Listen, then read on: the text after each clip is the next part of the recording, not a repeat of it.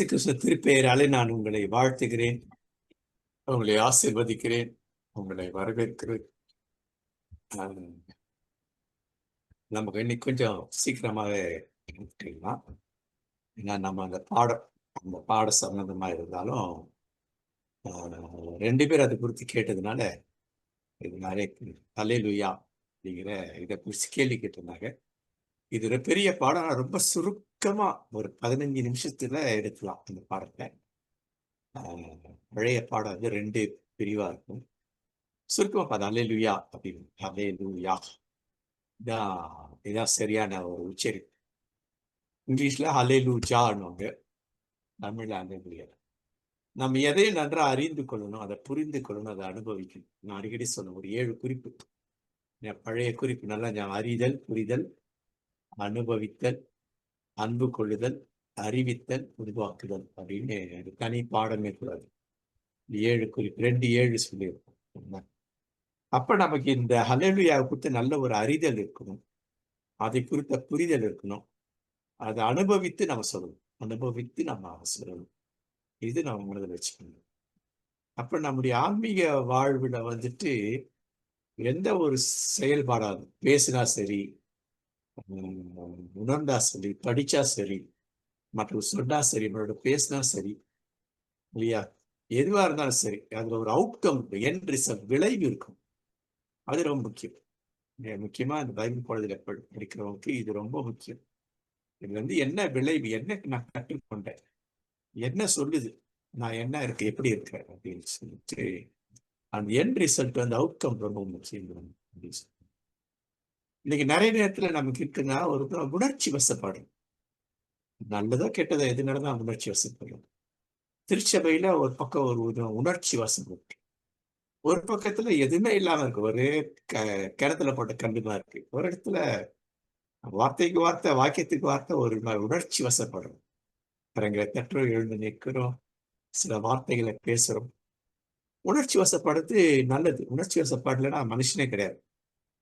இந்த கிரிக்கெட்ல கடைசி பந்துல ஒரு 6 அடிக்கணும், அடிச்சா வின்னு. அவன் 6 அடிச்சிட்டானா ஒரு பெரிய உணர்ச்சி கத்துவாங்க, கூச்சல், அது ஒரு உணர்ச்சி வசப்படுறது, அது இருக்கணும். இல்லைன்னா வேற 6 அடிச்சிட்டான் அப்படின்னாக்கா அது நல்லா இருக்காது. அப்ப அது உணர்ச்சி வசம் ரொம்ப ரொம்ப முக்கியம். அடுத்து அது உணர்வு வசம். எப்படி அடிச்சா, எப்படி பாலை போட்டாங்க, இவர் எப்படி அடிச்சார், எந்த ஆங்கிள் இருந்துச்சு சார், எங்க அடிச்சார், எங்க போச்சு பால் அப்படிங்கிறதுலாம் அது உணர்வுக்குள் போறது இல்லைங்களா. அப்போ கிறிஸ்தவ வாழ்வு என்பது உணர்வு வசத்துக்குள்ளேயே போகணும், அது ரொம்ப முக்கியம் இல்லையா. அப்போ அது நல்ல அனுபவமா இருக்கும். அப்ப அல்லேலூயா என்பது ஒரு வார்த்தை அல்ல, அது ஒரு வாக்கியம், சென்டென்ஸ், ஒரு வாக்கியம். அது நம்ம நல்லா அல்லேலூயா அப்படின்னா அது ஒரு வாக்கியம், சென்டென்ஸ், வார்த்தைக்கு மேல வாக்கியம். பழைய ஏற்பாட்டுல திருப்பாடல்கள் பாடத்தை படிச்சீங்கன்னா எங்கெல்லாம் வருது, ஏன் வருது, எப்படி வருது இல்லையா, நம்ம எடுக்கிற இதுக்கு சம்பந்தமா இருக்குதா அப்படிங்கிறதுலாம் நமக்கு தெரியும். இல்ல அந்த பழைய பாடத்துல லிங்க் அனுப்புறோம், அதை படிச்ச டீட்டெயிலா அவங்களுக்கு தெரியாது. இப்ப நம்ம அதுக்குள்ள போகல. அதுக்கு பிறகு புதிய ஏற்பாட்டுல ஒரே ஒரு இடத்துல தான் வருது இல்லையா. அது வந்து எங்க இருக்கு அப்படின்னாக்க அந்த திருப்பாடல்களுக்கு பிறகு பார்க்கிற ஒரு 1000 வருஷத்துக்கு பிறகு வெளிப்பாடு, திருவெளிப்பாடு, வெளிப்படுத்தின விசேஷம், அதுல மட்டும் இந்த ஹல்லேலூயா அப்படிங்கிற வார்த்தை பயன்படுத்தும். அப்போ இந்த ஹல்லேலூயான்ற வார்த்தையை பயன்படுத்தலாம். சிலர் ஹல்லேலூயான்ற ஏன் சும்மா கத்துறாங்க, பயன்படுத்தலாமா அப்படின்னா கண்டிப்பா பயன்படுத்தணும்.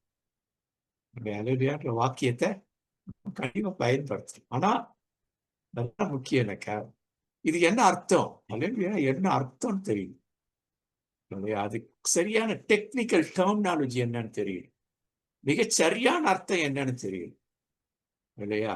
அப்ப அது என்னன்னு தெரிஞ்சுக்கணும், அதான் அறிதல். அப்ப அதை புரிஞ்சுக்கணும், புரிதல். அடுத்தது அதை அனுபவித்து சொல்லணும். நான் உதாரணத்துக்கு காட் இஸ் குட், கடவுள் நல்லவர் அப்படின்ற வார்த்தை வந்து என்னுடைய அனுபவம், என்னுடைய வாழ்க்கை ஃபுல்லா அனுபவம்.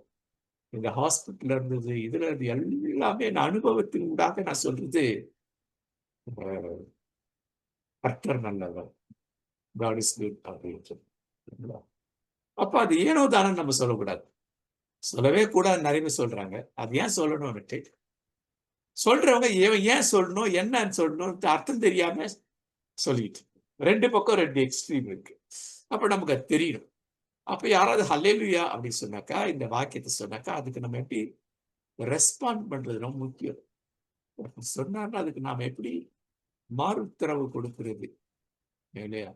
அது வந்து ரொம்ப ரொம்ப முக்கியம். அது தெரியும். அப்போ வந்து அது என்ன சொல்லுது, அதுக்கு என்ன அர்த்தம் தெரியாம நம்ம சொல்ல முடியாது இல்லையா? அப்ப அது ரொம்ப முக்கியம். அர்த்தத்தை தெரிஞ்சாதான் நம்ம அறிந்து கொள்ளணும். அப்ப இன்னைக்கு என்ன சொல்லுது அப்படின்னா, பதில் உரைத்தல்னாக்கா சில வகையில் இருக்கு இல்லையா? ரிப்பீட் ஹல்லேலூயானா நம்மளும் ஹல்லேலூயா கிளிப்புள்ள சொல்றது அந்த மாதிரி. அது என்ன வேணா திருப்பி சொல்றது. அது வந்து தவறானது இல்லையா? அடுத்தது ரிப்ளை பண்றது இல்லைங்களா? சொன்னதை புரிந்து கொண்டு பதில் கொடுது. ரெஸ்பாண்ட் இன்னும் நல்லா இருக்கும். ரிப்ளை விட ரெஸ்பாண்ட் பண்றது. அது நல்லா புரிந்து கொண்டு அது அனுபவபூர்வமா ரெஸ்பாண்ட் பண்றது இல்லையா? ரிப்ளை பண்றது வந்து எப்படின்னா கொடுக்கும். இந்த ரெஸ்பாண்ட் வந்து அது ரொம்ப ரெஸ்பான்சிபிளா இருக்கும். அப்போ இந்த ஹல்லேலூயான்ற வாக்கியத்தை ஒருத்தர் சொன்னாருன்னா அதுக்கு ரெஸ்பாண்ட் பண்றது ரொம்ப முக்கியம். அது ரொம்ப முக்கியம். அப்ப இஸ்ராயேல் மக்கள் என்ன பண்ணுது, ஹல்லேலூயா அப்படிங்கிற அந்த வார்த்தையில இருக்கிற ஒரு இது கடைசியாவது யா அப்படின்னு யா அப்படின்னு யாஹ்வே அப்படின்னு அந்த யா அப்படின்ற வார்த்தையை சொல்ல முடியாது. ஹல்லேலூ அதுக்கு மேல சொல்ல யா வந்து விழுகிடுவாங்க. வார்த்தை வெளில வராது யூதர்களுக்கு இல்லையா? காரணம் என்ன அப்படின்னாக்கா அது ஒரு உடன்படிக்கையின் பேரா அவங்க நினைக்கிறாங்க இல்ல. அதுக்கு ஒரு தவறான புரிதல் கூட சொல்லலாம். அவன நினைச்சிட்டாங்க என்னுடைய நாமத்தை வீதியிலே வழங்காதிருப்பாயாக. அதனால கடவுளுடைய நாமத்தை வீதியிலே வழங்காதிருப்பாயனாக்கா அதனால அது சொல்லவே கூடாதுல்ல. அதை அறிந்து புரிந்து அனுபவிச்சோம். வீதியிலனாக்கா கண்டமேனிக்கு கண்டதுக்கெல்லாம் யா யா யாவே யாவே யாவே யாவே யாவே யாவே அப்படின்னு சொல்றது. அப்படி அப்படி அந்த மாதிரி இல்லை. அதை உச்சரிக்கவே கூடாது அப்படிங்கிறது அவங்களுடைய மனம். நான் ரொம்ப சுருக்கமா எடுக்கிறேன் இந்த பாடத்தை இல்லையா? அது படிச்சேன். அப்ப இது ஒரு விசேஷத்து ஒரு கட்டளையின் வார்த்தை அப்படின்ட்டு சொல்றாங்க. அவர்களோட புரிதல் கொஞ்சம் சரியான புரிதல் இதுதான் கிடையாது. ஏன்னா கடவுளுடைய பெயரை நம்ம சொல்லதானே வேணும். என்னுடைய கடவுள் யார் அப்படின்னு சொல்லணும்ல. ஆனா அவ சொல்லவே மாட்டாங்க. ஏற்கனவே பழைய பாடம் படிச்சிருப்போம் இல்லைங்களா? நீ யார், உன் கடவுள் யார், உன் இது யாருன்னா அவன் சொல்லிட்டானா அந்த அந்த அந்த யாவே அப்படிங்கிறத சொல்ல முடியாது. யாஹ்வே அப்படிங்கிற வார்த்தையை உச்சரிக்க வைக்கிறது இல்லையா? ஏன்னா இது வந்துட்டு இப்ப அதுல போட்டிருக்கு எனக்கு நாமத்தை வீண வழங்க என்ன பண்ணணும். அது இவன் அவங்க வந்துட்டு அடோனாய் அப்படிங்கிற அந்த பன்மை வருது. ஏல் ஏல் அப்படிங்கிற வார்த்தை பிற்காலத்துல பயன்படுத்தப்பட்டது. அதெல்லாம் நம்ம பழைய பார்த்துட்டோம். ஏல் என்ற வார்த்தை வந்து வேற தேவதேவிகளின் பெயர் கூட அதுல இருக்கு. பழைய பாடல் அதை வந்து இவங்க யார் பயன்படுத்தினா யூதர் ஏன் அந்த ஏல் அந்த ஏலை வந்து இஸ்ராயேல், தானியேல், சாமுவேல் இல்லையா? ஊர்களுக்கு பெயர், இடங்களுக்கு பெயர்கள் வந்து ஏல்னு முடியும். அதையே அழைத்தாங்க. அதெல்லாம் பழைய பாடங்கள் படிச்சுட்டாக்க நம்ம அது புரியும். அப்போ இந்த ஹல்லேலூ அதோட இல்லையா? அப்ப அந்த யாஹ் அப்ப இந்த ஹல்லேலூ யாஹ் யாஹ் அதான் ஹல்லேலூ யாஹ் அதான் சரியான ஒரு உச்சரிப்பு இல்லைங்களா? இதை நம்ம உணர்ந்துக்கணும். அப்ப இந்த ஹலே லூ யா மூணு இருக்கு.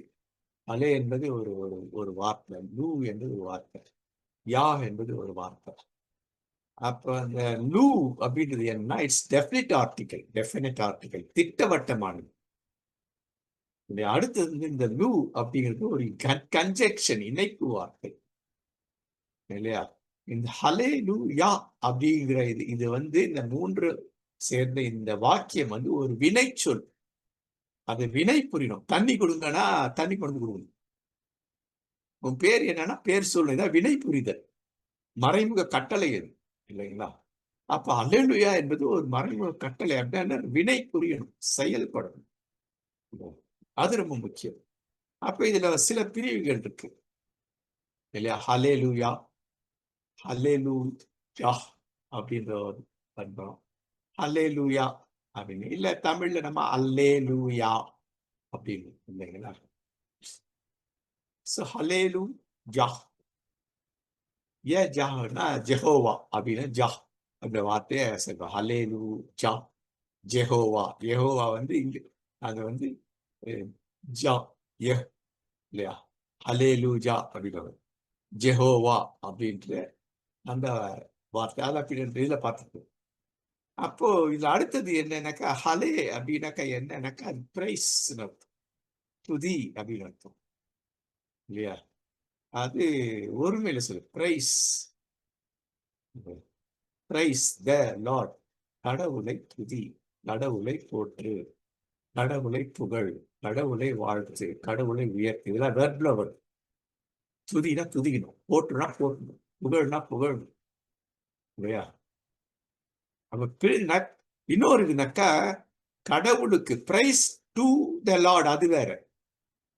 இன்னைக்கு ஹல்லேலூயா பிரைஸ் டு த லார்ட் அப்படின்னு நினைச்சா பிரைஸ் டு த லார்ட், கடவுளுக்கு துதி அது வேற. ஆனா இந்த ஹல்லேலூயா கடவுளுக்கு துதின்னு சொல்லுது. பிரைஸ் த லார்ட், கடவுளை துதின்னு தான் சொல்லுது. பின்னாடி நான் பார்க்கிறோம் இல்லையா? அந்த அந்த ஹீப்ரூ லெட்டர்ஸை வச்சு நான் பார்க்க போறேன் என்ன சொல்லு. அப்போ கடவுளுக்கே துதி, ஆனா அந்த வார்த்தை சொல்லல.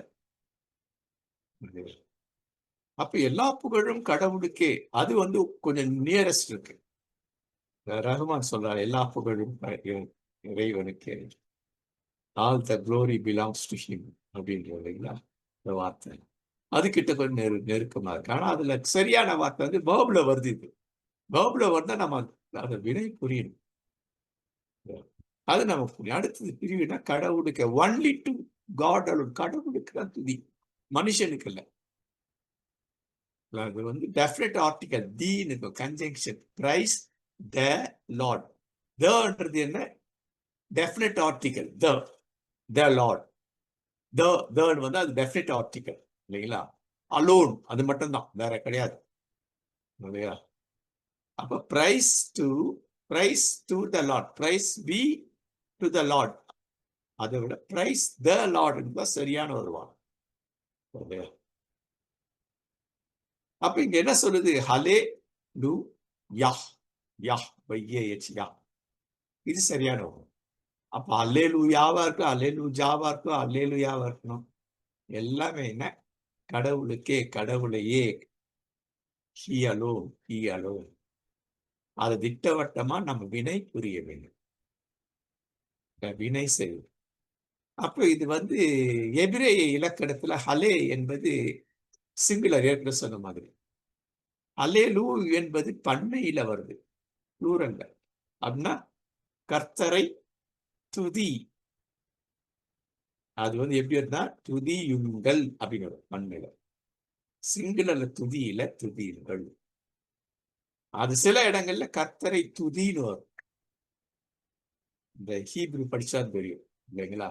அந்த அந்த இலக்கணம் படிக்கும்போது தான் சில இடத்துல சிங்குலர் தான், கர்த்தரை துதி, நீ கர்த்தரை துதி, நீங்கள் கர்த்தரை துதியுங்கள், நாம் எல்லாரும் கர்த்தரை துதிப்போன்னு பண்டையில வரும், சிங்குலர்ல வரும் இல்லையா? ஒரே இதுல வரும் இல்லையா?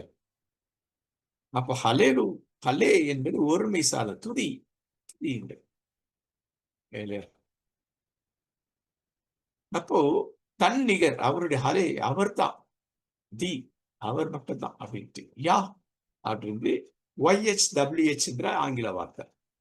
நீங்க பார்த்த சென்னையில வந்து தமிழ்நாட்டில் இந்த ஒரே ஒரு சர்ச்ல தான் இது இருக்கும், யோத் ஹே வாவ் ஹேன்ற வார்த்தை YHWH.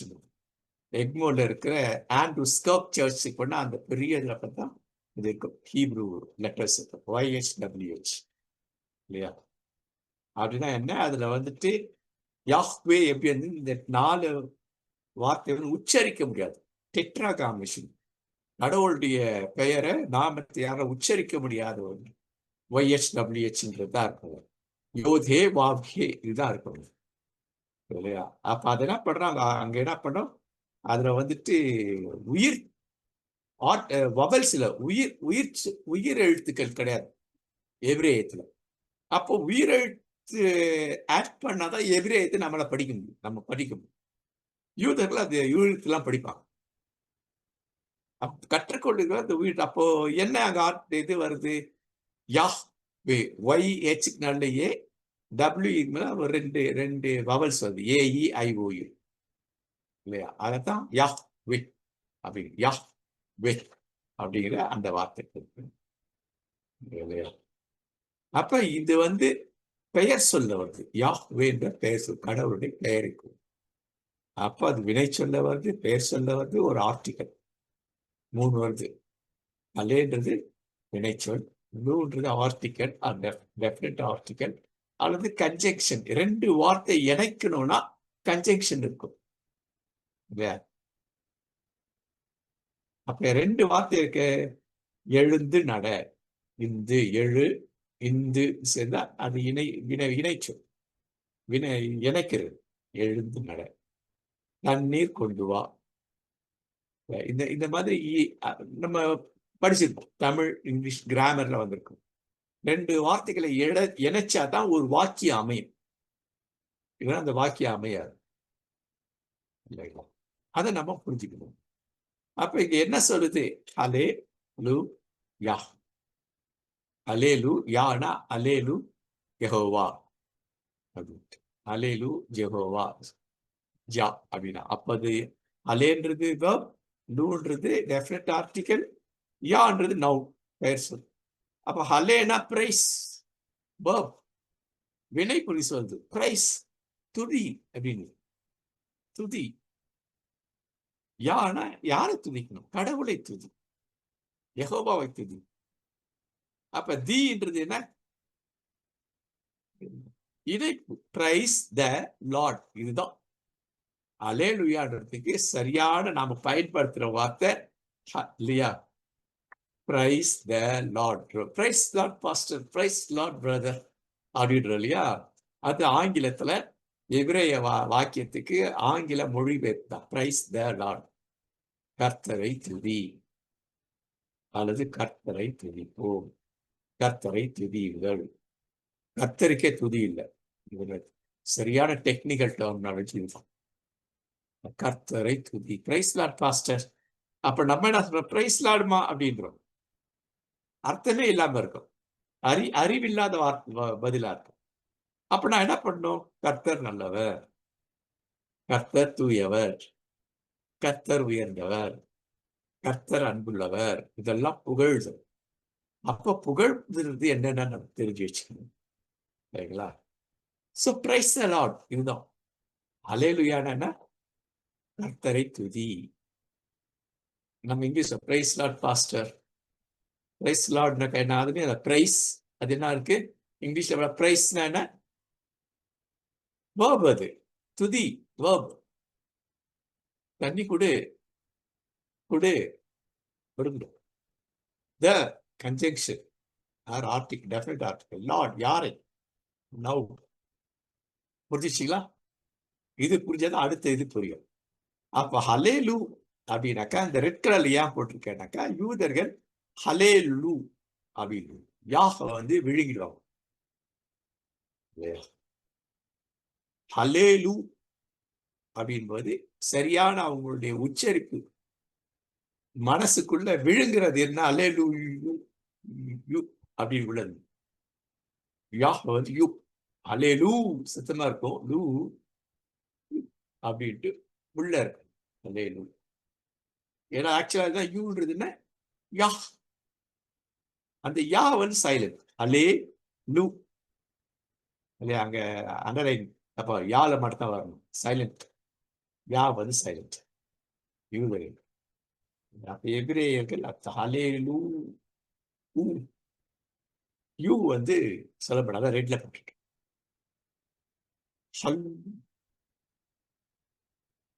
இதுதான் அவங்களுடைய மிக சரியான சரி. அப்ப இது பாருங்க, இது எங்க எப்படி படிக்கணும் இல்லையா? இடது பக்கத்துல இருந்து வலது பக்கத்துல இடது பக்கம் வரும். வலது பக்கத்துல இருந்ததுன்னா கே லாமெட், லாமெட் யூத் ஊட் இல்லையா? யோட் டே அப்ப இதை அப்படியே இது பண்ணீங்கன்னா ஹல் லே லு யா யா. அப்ப இந்த ஏன் அந்த எல் திருப்பி போட்டிருக்க சிகப்புல போட்டிருக்கேன்னா அந்த பார்ட்டை வந்து உச்சரிக்க மாட்டாங்க. அப்போ ஹல்லு ஹல்லு அப்படிதான் ஹல்லே ஹல்லு அப்படிதான் அவர்கள் உச்சரிப்பாங்க.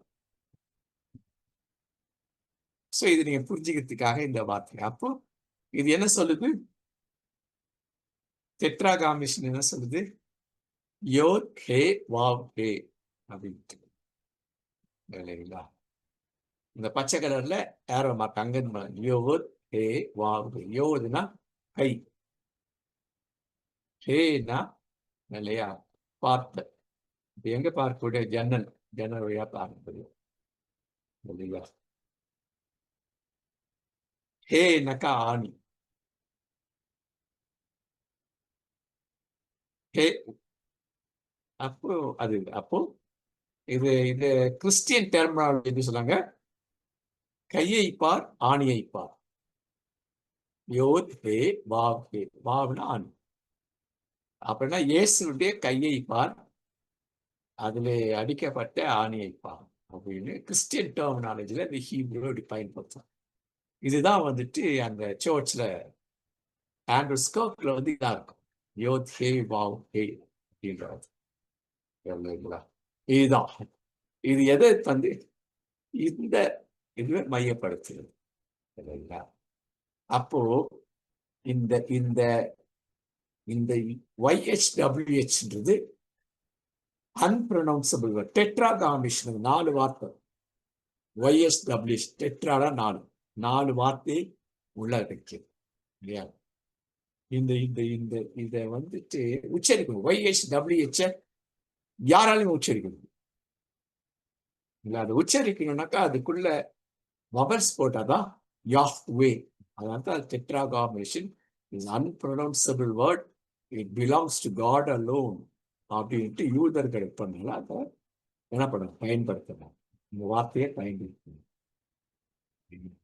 அடுத்தது வந்துட்டு இப்போ நிலப்போம். ஹலே பிரைஸ் லூ கன்ஜெக்ஷன் டெஃபினட் ஆர்டிகல் யானா எப்போதும். அப்போ பிரைஸ் த லார்ட். இதுதான் பிரைஸ் த லார்ட். கர்த்தரை துதி. கர்த்தர் கர்த்தர்னு வருதுல என்ன?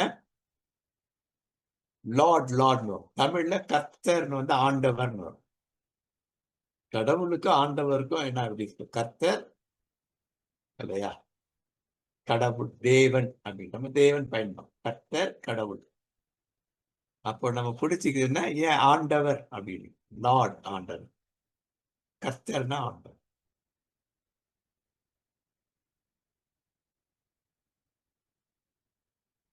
சோ முடிஞ்சிடுச்சு. சோ ஹல்லேலூயா அப்படின்னாக்கா என்ன? urging others to praise the Lord. ஹல்லேலூயா என்ன சொல்றாரு? பாஸ்டர் என்ன சொல்றாரு? நீங்களும் நான் என்ன சொல்றோம்? கர்த்தரை துதி அப்படின்றோம். சிங்கிளா இருந்தா. நிறைய பேர் கர்த்தரை துதியுங்கள் அப்படின்னு. இல்ல நாம் அனைவரும் கர்த்தரை துதிப்போம். இதெல்லாம் நீங்க வந்து அந்த 26 இடத்துல வருது இல்லையா திருப்பாடல்ல, அங்க அந்த பழைய பாடம் வந்து நாங்க பின்னாடி அனுப்பணும். அதை படிச்சீங்கன்னா தெரியும். இதெல்லாம் அப்படின்னா inviting others to praise the Lord. அவங்களை உற்சாகப்படுத்துறோம், ஊக்கப்படுத்துறோம். கர்த்தரை துதிப்பா, ஆண்டவரை துதியுங்கள் இல்லையா? ரிக்வஸ்ட் பண்றோம், என்கரேஜ் பண்றோம். கர்த்தரை துதிப்பா. அதை விட்டு கர்த்தரை துதினா நீயும் கர்த்தரை துதினா அது அறிவற்ற தினம். அப்போ கர்த்தரை துதினா என்ன சொன்னோம்? அவருடைய நாமங்கள், அவருடைய குணாதிசயங்கள், அவருடைய பண்புகள் இதெல்லாம் சொல்லி துதிக்கும். அப்ப இதெல்லாம் நமக்கு தெரியணும். இதெல்லாம் தெரியும். அவரை புகழ்கின்றதெல்லாம் எது என்ன ஏதுன்னு நமக்கு தெரிஞ்சாதான் நம்ம சொல்ல முடியும். இல்லை அவருடைய குணாதிசயங்கள் ஏதாச்சும். அப்போ பாருங்க, தமிழ ஹலே லூ யா. இது எப்படி மொழிபெயர்ப்பாங்க? ஹலேனா துதி, லூனா கர்த்தர் இல்ல கர்த்தரை, யானா கர்த்தர். இப்ப இத மொழிபெயர்ப்பு திருப்பி தான் பண்ணணும். மொழிபெயர் இங்கிலீஷ்ல நல்லது. கர்த்தரை துதி இல்லையா? இதான் எபிரேய வாக்கியம். வினை சொல். இணைப்பு வார்த்தை கர்த்தர், ரை இணைப்பு வார்த்தை, பெயர் சொல். அப்போ கர்த்தரை துதியுங்கள்னா வினை புரியுது. அப்ப துதி என்றால் கர்த்தரை உயர்த்து, கர்த்தரை போற்று, கர்த்தரை வாழ்த்து, இல்லையா? இதெல்லாம் அப்ப என்ன சொல்லிக்கோ, கர்த்தருடைய கடவுளுடைய மகத்துவங்கள், குணாதிசயங்கள், தன்மைகள், பெயர்கள், இதையெல்லாம் அறிந்து புரிந்து அனுபவித்து துதிக்கும், இல்லைங்களா?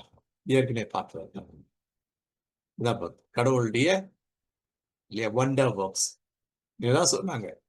இதுல அப்போஸ்தலர் 2:11 இவர்கள் கடவுளுடைய மகத்துவங்களை பேச கேட்கிறவங்க அப்படின்னா துதித்தா கடவுளுடைய வண்டர் ஒர்க்ஸா சொல்லி துதித்தார்கள். செங்கடலை பிறந்தவரை துதியுங்கள், இல்லையா? இப்படி சொல்லி அவங்க வண்டர் ஒர்க்ஸ் பத்தி பேசுறாங்க. அப்போஸ்தலர் 2:11 கடைசி பகுதியோட நினைக்கிறேன். இவர்கள் கடவுளுடைய மகத்துவங்களை பேச கேட்கிறமே, வேற்று மொழியில் அதான் பார்த்தோம், இல்லையா? அது அர்த்தத்தோடு நம்ம சொல்லுவோம், இல்லைங்களா? அப்ப கடவுளுடைய இயல்புகள், பண்பு, ஆவியோடும் உண்மையோடும் கருத்தோடும் நம்ம சொன்னோம்னா அது இருக்கும். இதான் அறிவுபூர்வமாகும், இதான் பக்தி விருத்தியை உண்டாகும். மற்றவர்களுக்கும் ஓ இவ்வளவு பெயர்கள் இருக்கிறதா, இவ்வளவு தன்மைகள் இருக்கிறதா அப்படின்னு தெரியும். அப்போ கர்த்தரை துதியுங்கள்னா நம்ம எப்படி ரெஸ்பாண்ட் பண்ணலாம்? டெக்னிக்கலி பண்ணணும். ஆமேன், அப்படி ஆகட்டும் நம்ம சொல்லிட்டு என்ன பண்ணணும்? அவர் நல்லவர், அவர் புகழப்பட்டவர் அப்படின்ட்டு கருத்தோடு நாம் துதிக்கணும். நான் கிட்டத்தட்ட ஒரு 20 வருஷத்துக்கு முன்னாடி எழுதுனது இது பிரைசிங் எல்லாமே. கடவுளை நான் அப்படியே இருந்தது, அதை அப்படியே பிரிண்ட் பண்ணி நான் அடிச்சிருக்கு, இல்லையா? தந்தையாகிய கடவுளை துதிக்கிறது, ஆண்டவராகிய இயேசு கிறிஸ்துவை துதிக்கிறது, தூய ஆவியை துதிக்கிறது, வசனங்களோட இருக்க கிட்டத்தட்ட ஒரு 30 இருக்கும்னு நினைக்கிறேன். 40. அப்ப இப்படிதான் சொன்னோம், ஜீவனுள்ள தந்தையே உம்மை துதிக்கிறேன், ஜீவனுள்ள குமாரனாக இயேசுவை உம்மை துதிக்கிறேன், ஜீவனுள்ள ஆவியானவரை உம்மை துதிக்கிறேன். இதுதான் வரும். ஞானமுள்ள தந்தையே உம்மை துதிக்கிறேன். அல்லேலூயான்னு அந்த சொல்லு, அது ஆங்கிலத்திலே தமிழ்லையும் அடுத்தது இருக்கு. அப்போ பவுல் அடிகளார் சொல்றார், ஆவியோடு இப்படி இருக்க ஆவியோடு விண்ணப்ப பண்ணுன்னு கருத்தோடு, ஆவியோடு பாடுவேன் கருத்தோடு. இல்லாவிட்டால் நீ ஆவியோடு ஸ்தோத்திரம் பண்ணுவ, கல்லாதவர் அவனுக்கு என்ன புரியும்? அல்லேலூயா அல்லேலூயான்ட்டு இல்லை அந்நிய பாஷை ரெடி புரியும். அல்லேலூயானே ஒரு மந்திரம் நினைச்சிட்டு இருக்காங்க, அது மந்திரம் கிடையாது. அப்ப அல்லேலூயா உடனே அவர் நல்லவர்னா, ஓ அல்லேலூயானாக்கா இதுதானா புகழ்வதா, அவர் பரிசுத்தர் இதுதானா இதுதானா எக்ஸ்ட்ரா. ஸோ இதுதான் அல்லேலூயா என்பதற்கான ஒரு ஒரு ஒரு வாக்கு. ஓகே.